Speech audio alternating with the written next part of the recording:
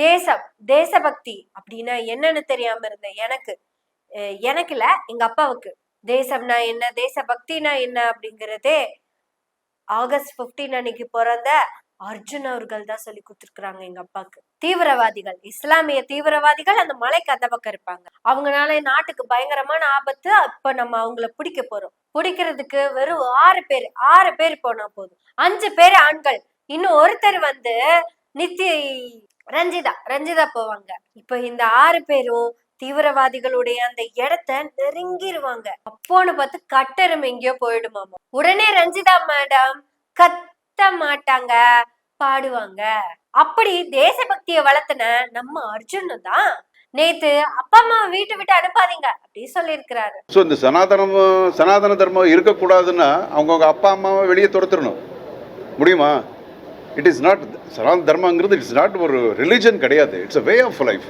தாய் தந்தை அவங்க எல்லாம் யாருன்னா நம்ம கூடவே இருக்கணும். அவங்க நம்ம கூடவே இருந்தாதான் சனமா இருக்கிறோம்னு அர்த்தம். அவங்களோட தனம் நம்மளோட தனங்க அவங்க. இப்படி சனங்களோட தனமா இருக்கணும் அப்படின்னா அப்பா அம்மா கூடயே இருங்க. ஒருவேளை நீங்க அப்பா அம்மா வேண்டான்னு சொல்லிட்டீங்கன்னா சனாதனத்தையே வேண்டான்னு சொல்றீங்கன்னு அர்த்தம். சனாதனம்னா என்னன்னு தெரியுமா உங்களுக்கு?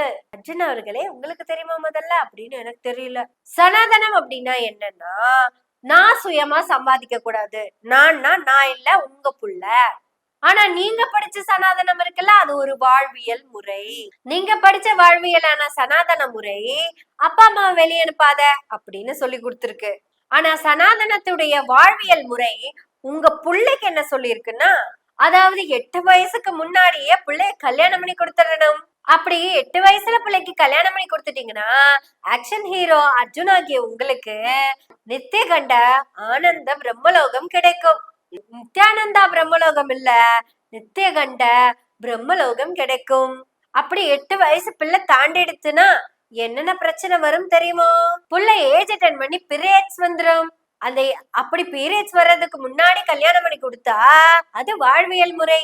அதாவது வாழ்வியல் முறையில இருக்கிற சனாதன தர்மம் என்ன சொல்லுதுன்னா, பொம்பளை பிள்ளைக்கு பெத்தவா பேடு வாங்கி கொடுக்க கூடாதாம். தட் மீன்ஸ் அந்த பிள்ளைக்கு பீரியட்ஸ் வர்றதுக்கு முன்னாடி கல்யாணம் பண்ணி கொடுத்துட்டா அப்பாக்கு பேடு வாங்கி கொடுக்க வேண்டிய செலவு இல்லையா? ஆத்துக்காரர் தான் பேடு வாங்கி தரணும். இது ஒரு வாழ்வியல் முறை. சனாதன தர்மம் அப்படிங்கிறது அப்பா அம்மா வெளியே அனுப்புறது மட்டும் இல்ல, பேடு வாங்கி தரதுலயும் இருக்கு அப்படிங்கறத ஆக்ஷன் ஹீரோ அர்ஜுனுக்கு எப்படி சொல்லி புரிய வைக்கிறது?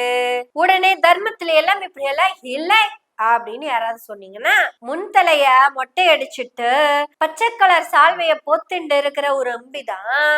அம்பி கூட இல்லை, ஒரு ஞானிதான், ஒரு சாமியார் தான். யாரும் நம்பலைனா ஒரு வீடியோ லிங்க் கொண்டு தரேன், பாத்துக்கோங்கோ. என்ன அர்த்தம் அப்படின்னா, 11 வயசுக்கு மேல அந்த பீரியட் மென்சஸ் பீரியட் ஆனது குழந்தைகளுக்கு ஸ்டார்ட் ஆயிடும் அப்படின்னு அர்த்தம். அதனால 8 வயசுல கல்யாணம் பண்ணி கொடுன்னு சொல்றது சாஸ்திரம். கௌரியம் ததத் பிரம்மலோகம் ரௌரவந்துரஜஸ்வலாம். அப்படி 8 வயசுல கல்யாணம் பண்ணி கொடுத்தா என்ன கிடைக்கும்னா, நித்திய நிரதிசய ஆனந்த சாஸ்வத பிரம்மலோகம். என்னங்க அர்ஜுன், நீங்க சொன்ன அந்த சனாதன தர்மத்தை படி வாழவே இல்லையே நீங்க. அந்த தர்மத்தின் படி பார்த்தா உங்க பிள்ளைய நீங்க நடிக்க அனுப்பிச்சிருக்க கூடாது. நீங்க உங்க இஷ்டத்துக்கு அப்பா அம்மா வீட்டை விட்டு வெளியே அனுப்பலாம். ஆனா நாங்க அப்பா அம்மா இருக்கட்டுங்க, சனாதன தர்மத்தை வீட்டுல இருந்து வெளியே அனுப்பிடலாம்னு சொன்னா உங்களுக்கு பிடிக்க மாட்டேங்குது. எங்க எதிர்கட்சி தலைவர் உதயநிதி ஸ்டாலின் அவர்கள் ரொம்ப தெளிவா ரொம்ப தெளிவா உங்களுக்கு புரியுற மாதிரி ஒவ்வொரு வார்த்தையும் பிரிச்சு நான் சொல்லிட்டா எப்படி பிரிச்சு சொன்னாருன்னு, மக்களை அதாவது நம்ம எல்லாத்தையும் இப்படி எல்லா மக்களையும் பிரிக்க, அதாவது இவரு ஒரு டார்க் கலர், இவரு கிரே கலர், இவரு லைட் கலர் அப்படின்னு பிரிக்க, அதாவது மேல் வர்ணம் நடுவர்ணம் அதர் வர்ணம் அப்படின்னு எல்லாம் பிரிக்காம இப்படி மக்களை பிரிக்கிற, அதாவது மக்களை பிரிச்சு வேறுபடுத்தி பாக்குற, மக்களை பிரிக்கும் இந்த சனாதனம் ஒழிக்கப்பட வேண்டும். அப்பா அம்மாவை வெளியே அனுப்பு அப்படிங்கறது அர்த்தம் இல்லை மிஸ்டர் அர்ஜுன். சனாதனம் அப்படிங்கிறது இட்ஸ் வே ஆஃப் லைஃப். எப்படி நம்ம நடந்துக்கிறோம், வாழ்க்கையில் எப்படி இருக்கணும் அப்படிங்கிறது. தப்பு தண்டை பண்ணக்கூடாது, திருடாத, இன்னொருத்தன பொருளுக்கு ஆசைப்படாத அப்படிங்கிறது கூட சனாதன தர்மத்தில் ஒன்று. ஓகே, குழந்தைலாம் இருக்கும்போது தாய் தகப்ப எவ்வளோ அழகாக நம்மளை பார்த்துக்கிட்டாங்க. ஸோ வயசான காலத்தில் அவங்கள நம்ம அப்படியே பார்த்துக்கணும், கடவுள் மாதிரி பார்த்துக்கணும் அப்படிங்கிறது கூட சனாதன தர்மம் சொல்லுது. அப்படின்னு டான்ஸ்ல ஃபைட் பண்ண அர்ஜுனுக்கு இதெல்லாம் எங்க தெரிய போகுது அப்படின்னு நாம கேட்க போறது இல்ல. இப்ப அர்ஜுன் அவர்களுக்கே நம்ம புரியுற மாதிரி சொல்லுவோம் சனாதனம்னா என்னன்னு. ஏன்னா அவருதான் அது வாழ்வியல் முறைன்னு சொல்லிட்டாரே. சனாதன தர்மத்தின் படி நீங்க என்ன வர்ணம் அப்படிங்கிறது எங்களுக்கு தெரியல. ஏன்னா தம்பி ராமையாக்கு நீங்க சம்மந்தியானதுனால என்ன வர்ணம் அப்படிங்கறது எங்களுக்கு கன்ஃபியூஷன்ல தான் இருக்கும். நீங்க உங்க வர்ண தர்மத்தின் படிதான் வேலை செய்றீங்களா? அதாவது சனாதன தர்மம் ஒவ்வொரு வர்ணத்துக்கும் ஒவ்வொரு வாழ்வியல் முறைய கொடுத்திருக்குது. அந்த தர்மத்தின் படி, அதாவது அந்த வாழ்வியலின் படி அப்பா அம்மா வெளியே அனுப்பாம தான் நீங்க அதை ஃபாலோ பண்றீங்களா? நீங்க அத மசரா கூட மதிக்க மாட்டீங்க. ஆனா நாங்கெல்லாம் அதை ஃபாலோ பண்ணுன்னு சொன்னா நீங்க என்னைக்காதும் காலையில எழுந்ததுல இருந்து சனாதன தர்மம் கொடுத்த அந்த வாழ்வியலின் படி மட்டுமே வாழ்ந்திருக்கீங்களா? உங்க பிள்ளைக்கு அப்படிப்பட்ட அந்த வாழ்வியல் சொல்ற அந்த வழிமுறைகளை தான் சொல்லி கொடுத்துருக்கீங்களா? நீங்கெல்லாம் வசதியா எல்லா தர்மத்தையும் மீறி எல்லா வாழ்வியல்களையும் உடைத்து உங்களுக்கு பிடிச்ச மாதிரி வாழ்க்கைய அமைச்சுக்குவீங்க.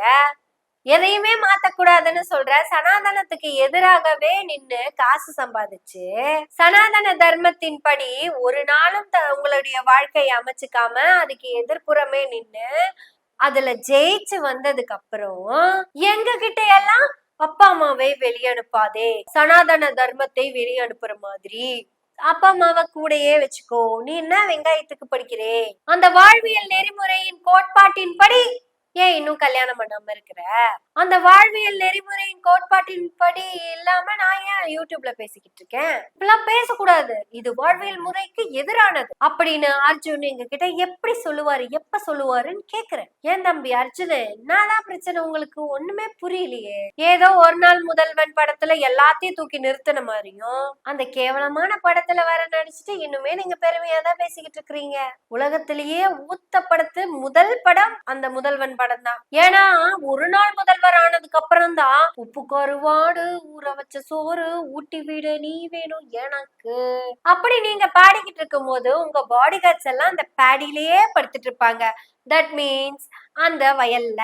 ஆனா கேமராமேனுக்கு அது தெரியாதே. ஆனா இது யாரோ ரகுவரன் கிட்ட சொல்லி உங்களை ஷூட் பண்றதுக்கு துப்பாக்கி எடுத்துட்டு வந்துருவாரு. அப்படி ஷூட் பண்ணும்போது அது சோளக்காட்டு பொம்மை மேல போய் பட்டு, மனிஷா கொய்ராலா உங்க மேல பரிதாபப்பட்டு அப்புறம் கிளம்பி வீட்டுக்கு போயிருவாங்க.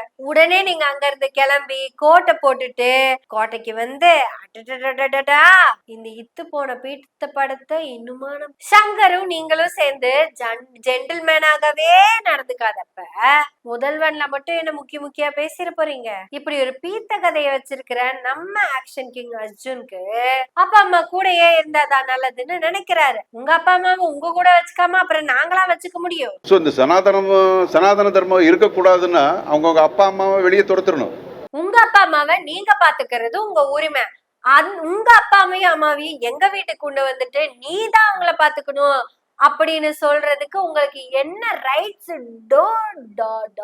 இருக்கு அப்படின்னு நான் கேட்க மாட்டேன். என்னங்க அர்ஜுன், நாங்க என்ன வெங்காயத்துக்கு உங்க அப்பா அம்மா பாக்கணும்? இல்லைங்க, சனாதன தர்மம் அப்படின்னா ஒவ்வொரு அப்பா அம்மாவையும் குறிக்கும் அப்படின்னு சொல்ல வந்தீங்கன்னா, சமீப காலத்துல ஒரு அப்பா பெத்த புள்ளைய பாலியல் தொல்லை பண்ணிருக்காரு, பாலியல் வல்லுறவே பண்ணிருக்கிறாரு. இப்ப அந்த தர்மத்தை வீட்டுல வச்சுக்கலாமா, வெளியே அனுப்பலாமா?